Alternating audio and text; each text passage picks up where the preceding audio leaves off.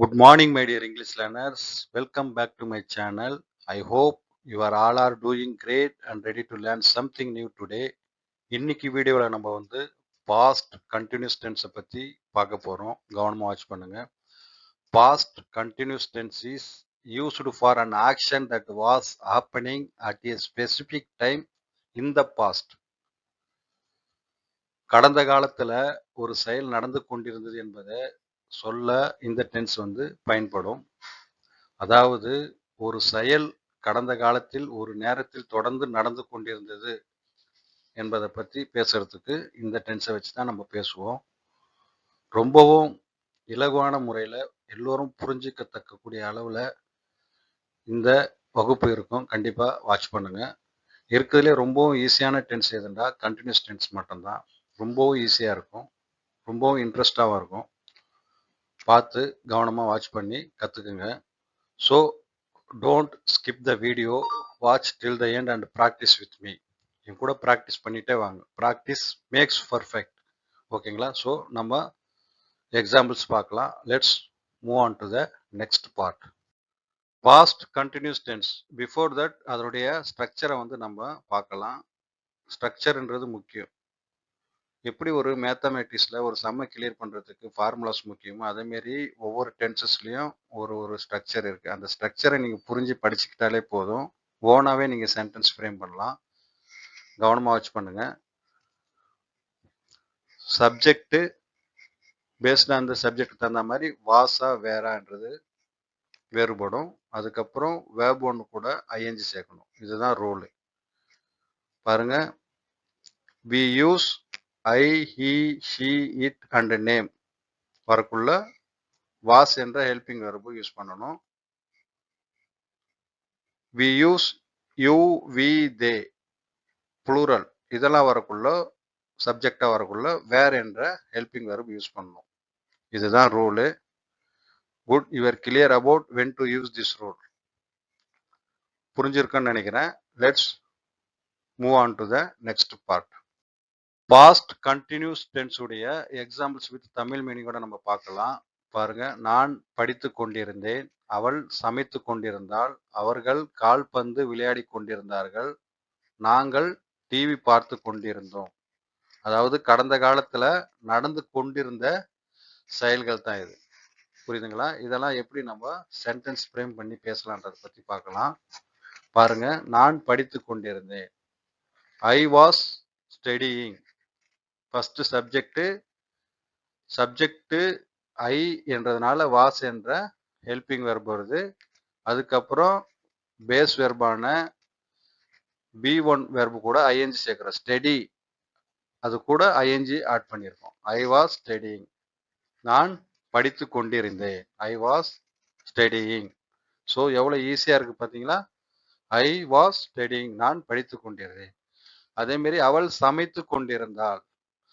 அவள் சமைத்து கொண்டிருந்தாள். இதை எப்படி ஆங்கிலத்தில் சொல்லுவோம்? அவள்ன்றது சப்ஜெக்ட் வந்து சி வரும். அப்போ சி வந்தாலே ஹெல்பிங் வெர்ப் வந்து வாஸ் என்ற ஹெல்பிங் வெர்ப் வரும். சமைக்கிறதுக்கு என்ன சொல்லுவோம்? குக்கு. அது கூட ஐஎன்ஜி சேர்த்திருக்கும். குக்கிங். She was cooking. அவள் சமைத்து கொண்டிருந்தாள். அடுத்து பார்க்கலாமா எக்ஸாம்பிள்ஸ்? அவர்கள் கால்பந்து விளையாடி கொண்டிருந்தார்கள். இதை எப்படி சொல்லலாம்? அவர்கள் என்றது வந்து தே. சப்ஜெக்ட் தே வந்தா புளூரல். அதுக்கு என்ன வரும்? ஹெல்பிங் வெர்பு வேர் என்ற ஹெல்பிங் வெர்பு வரும். தே வேர் பிளே என்றது விளையாடுறது. அது கூட ஐஎன்ஜி சேர்க்கணும். பார்த்தீங்களா? பிளேயிங். கால்பந்துக்கு ஃபுட்பால். எவ்வளோ ஈஸியாக இருக்குது பார்த்தீங்களா? தே வேர் பிளேயிங் ஃபுட்பால். அதுக்கப்புறம் எக்ஸாம்பிள்ஸ் பார்க்கலாமா? நாங்கள் டிவி பார்த்து கொண்டிருந்தோம். இதை எப்படி சென்டென்ஸ் ஃப்ரேம் பண்ணி பேசலாம்? நாங்கள் வரும்போது வி என்ற சப்ஜெக்ட் வரும். வி வந்தா வேர் என்ற ஹெல்பிங் வெர்ப் வரும். வாட்ச் பார்க்கறதுக்கு என்ன சொல்லுவோம்? வாட்ச். அது கூட ஐஎன்ஜி சேர்த்துருக்கோம். புரியுதுங்களா? வி வேர் வாட்சிங் டிவி. வி வேர் வாட்சிங் டிவி. எவ்வளோ இலகுவா நம்ம சென்டென்ஸ் ஃப்ரேம் பண்ணியாச்சு பார்த்தீங்களா? எவ்வளோ ஈஸியாக இருக்கு பாருங்க. பாஸ்ட் கண்டினியூ டென்ஸ், அதாவது கண்டினியூஸ் டென்ஸ்ன்றாலே ரொம்ப வெரி வெரி ஈஸி தான். புரிஞ்சிருக்குன்னு நினைக்கிறேன். So let's move on to the next part. Past continue டென்ஸில் வந்து சிம்பிளாக சென்டென்ஸ் எப்படி மேக் பண்ணி பேசலான்றதை பற்றி பார்த்தோம். இப்போ வந்து டைம் எக்ஸ்பிரஷன் ஆஃபன் யூஸ்டு, அதாவது அடிக்கடி பயன்படுத்தப்படும் காலச் சொற்கள். While, when, at the moment, at 7 PM yesterday, all evening. வைல்ன்றது வந்து போது, அந்த நேரத்தில். வென் வந்து எப்போது, போது. அட் த மூமெண்ட், அதே நேரத்தில். அட் 7 PM எஸ்டர்டே, நேற்று மாலை 7 மணிக்கு. ஆல் ஈவினிங், மாலை முழுவதும். ஸோ இதெல்லாம் எக்ஸாம்பிள்ஸாக வச்சு எப்படி நம்ம வந்து ஒரு சென்டென்ஸ் ஃப்ரேம் பண்ணலான்றதை பற்றி எக்ஸாம்பிள்ஸ் பார்க்கலாம். வாட்ச் பண்ணுங்க கவனமாக. பாருங்க, நான் நடந்து கொண்டிருக்கும் போது மழை பெய்ய தொடங்கியது. அதாவது இதெல்லாம் வந்து நடந்து கொண்டிருந்த செயல் மற்றொரு செயலை இடைமறித்து சொல்வது எப்படி சொல்றதுன்றதை பற்றியும், ஒரே நேரத்தில் 2 செயல்கள் நடந்து கொண்டிருக்கும் அதை பற்றியும், கடந்த காலத்தில் ஒரு குறிப்பிட்ட நேரத்தில், அதாவது டைமிங், குறிப்பிட்ட நேரத்தில் நடந்த செயலையும் பற்றி சொல்வதற்கு இந்த பாஸ்ட் கண்டினியூ டென்ஸ் வந்து பயன்படுத்தலாம். எக்ஸாம்பிள்ஸ் பார்த்தா உங்களுக்கு புரிய வரும். நான் நடந்து கொண்டிருக்கும் போது மழை பெய்ய தொடங்கியது. இது ஆங்கிலத்தில் எப்படி சென்டென்ஸ் மேக் பண்ணுவோம்? While I was walking it started to rain. நான் நடந்து கொண்டிருக்கும் போது மழை பெய்ய தொடங்கியது. ஸோ அடுத்த எக்ஸாம்பிள்ஸ் பாருங்க. இன்டர்பிரட்டட் ஆக்ஷன், அதாவது ஒரு செயல் நடந்து கொண்டிருக்கும் போது மற்றொரு செயல். பாருங்க எக்ஸாம்பிள்ஸ் பாருங்க. அவர் அழைத்த போது நான் தூங்கிக் கொண்டிருந்தேன். அவர் அழைத்த போது நான் தூங்கிக் கொண்டிருந்தேன். இதை எப்படி சொல்லலாம்? ஐ was sleeping when E called.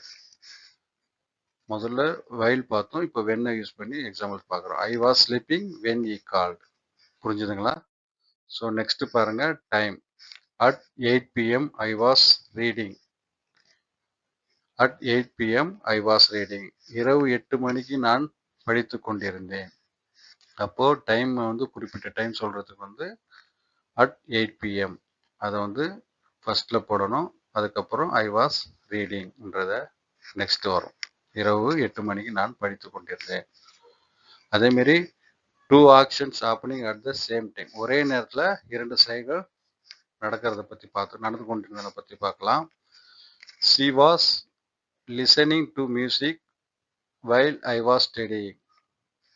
she was listening to music while I was studying.